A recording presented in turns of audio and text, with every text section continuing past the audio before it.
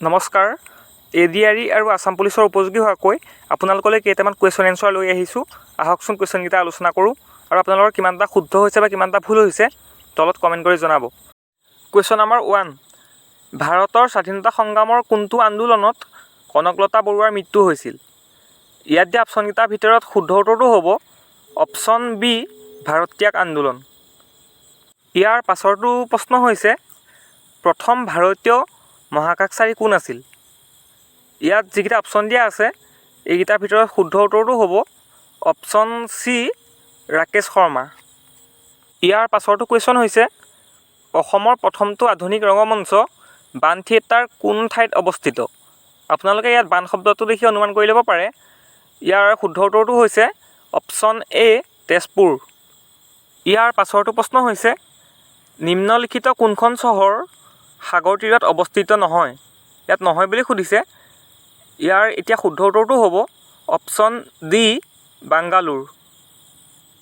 ইয়াৰ পাছৰটো প্ৰশ্নলৈ আহিছোঁ অসমৰ সৰ্বপ্ৰথম চিকিৎসা মহাবিদ্যালয় কোন ঠাইত স্থাপন হৈছিল? ইয়াত দিয়া অপশ্যনকেইটাৰ ভিতৰত শুদ্ধ উত্তৰটো হ'ব অপশ্যন বি, ডিব্ৰুগড়। ইয়াৰ নেক্সট কুৱেশ্যনটোত সুধিছে গোপীনাথ বৰদলৈৰ ঠিক পাছতেই অসমৰ মুখ্যমন্ত্ৰী কোন আছিল? ইয়াৰ শুদ্ধ উত্তৰটো হ'ব অপশ্যন এ, বিষ্ণুৰাম মেধি। গোপীনাথ বৰদলৈৰ পাছতে অসমৰ মুখ্যমন্ত্ৰী হৈছিল বিষ্ণুৰাম মেধি। নেক্সট কুৱেশ্যন আহোম ৰাজ্যৰ শেষৰজন ৰজা কোন আছিল? এই কুৱেশ্যনটোত বহুতৰে কনফিউজন লাগে, আপোনালোকে ভুল নকৰিব। ইয়াৰ শুদ্ধ উত্তৰটো হ'ব অপশ্যন চি, পুৰন্দৰ সিংহ। ইয়াৰ পাছৰটো কুৱেশ্যন সুধিছে লক্ষ্মীনাথ বেজবৰুৱা কবিতা অ' মোৰ আপোনাৰ দেশ প্ৰথম ক'ত প্ৰকাশ পাইছিল?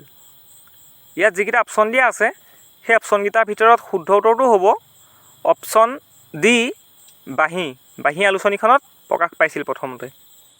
ইয়াৰ পাছৰটো প্ৰশ্ন হৈছে কোন দুখন নগৰৰ মাজত নৰনাৰায়ণ সেতু অৱস্থিত?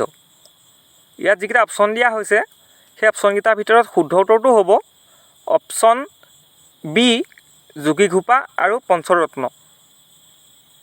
নেক্সট কুৱেশ্যন প্ৰত্যেক ক্ৰিয়াৰে এক সমান আৰু বিপৰীতমুখী প্ৰতিক্ৰিয়া থাকে। পদাৰ্থ বিজ্ঞানৰ এই সূত্ৰটো কোনে আগবঢ়াইছিল? ইয়াত যিকেইটা অপশ্যন দিয়া হৈছে তাৰ ভিতৰত শুদ্ধ উত্তৰটো হ'ব option A, sir Isaac Newton. ইয়াৰ পাছৰটো প্ৰশ্ন সুধিছে MPLAD আঁচনিৰ LADৰ সম্পূৰ্ণ ৰূপটো কি? ইয়াত যিকেইটা অপশ্যন দিয়া আছে তাৰ ভিতৰত যিটো শুদ্ধ এনচাৰ হ'ব সেইটো হৈছে option B, local area development. ইয়াৰ পাছৰটো প্ৰশ্নত সুধিছে কোনগৰাকী ক্ৰীড়াবিদৰ জন্মদিনটো অভিৰুচি ক্ৰীড়া দিৱস পালন কৰা হয়? ইয়াত যিকেইটা অপশ্যন দিয়া আছে তাৰ ভিতৰত শুদ্ধ উত্তৰটো হ'ব অপশ্যন ডি, ভোগেশ্বৰ বৰুৱা।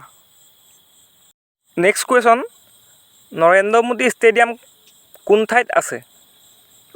ইয়াত যিকেইটা অপশ্যন দিয়া আছে এই অপশ্যনকেইটাৰ ভিতৰত শুদ্ধ উত্তৰটো হ'ব অপশ্যন চি, আহমেদাবাদ। আহমেদাবাদখন গুজৰাটত অৱস্থিত। ইয়াৰ পাছৰটো প্ৰশ্ন হৈছে ডিচেম্বৰ 2021 বৰ্ষত অসম বৈভৱ বঁটা কোনগৰাকী ব্যক্তিক প্ৰদান কৰা হৈছিল? ইয়াত যিকেইটা অপশ্যন দিয়া আছে তাৰ ভিতৰত শুদ্ধ উত্তৰটো হ'ব option A, Ratan Tata. Next কুৱেশ্যনটো সুধিছে অসম ৰাজ্যিক সংগ্ৰহালয় ক'ত অৱস্থিত? ইয়াত যিকেইটা অপশ্যন দিয়া আছে সেই অপশ্যনকেইটাৰ ভিতৰত শুদ্ধ উত্তৰটো হ'ব option A, Guwahati. Next question মানসকল কোন দেশৰ বাসিন্দা আছিল? ইয়াত যিকেইটা অপশ্যন দিয়া আছে তাৰ ভিতৰত শুদ্ধ উত্তৰটো হ'ব অপশ্যন চি, ব্ৰহ্মদেশৰ। বৰ্তমান ব্ৰহ্মদেশক ম্যানমাৰ বুলি জনা যায়, তেতিয়া তাহানিতে ব্ৰহ্মদেশ বুলি জনা গৈছিল ম্যানমাৰখনক, আৰু মানসকল সেই ব্ৰহ্মদেশৰে বাসিন্দা আছিল। এইটো এটা ইম্পৰ্টেণ্ট কুৱেশ্যন অসমৰ সৰ্ববৃহৎ জনগোষ্ঠী কোনটো? ইয়াত বহুতৰে কনফিউজন হয়। ইয়াত যিকেইটা অপশ্যন দিয়া আছে তাৰ ভিতৰত শুদ্ধ উত্তৰটো হ'ব অপশ্যন ডি, বড়োসকল হৈছে অসমৰ সৰ্ববৃহৎ জনগোষ্ঠী।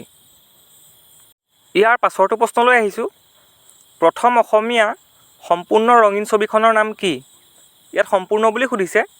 ইয়াত যিকেইটা অপশ্যন দিয়া আছে সেই অপশ্যনকেইটাৰ ভিতৰত শুদ্ধ উত্তৰটো হ'ব অপশ্যন চি, ভাইটি। যদি ইয়াত সম্পূৰ্ণ বুলি নুসুধি আংশিক বুলি সুধিলেহেঁতেন তেতিয়া ইয়াৰ এনচাৰটো হ'লহেঁতেন শকুন্তলা।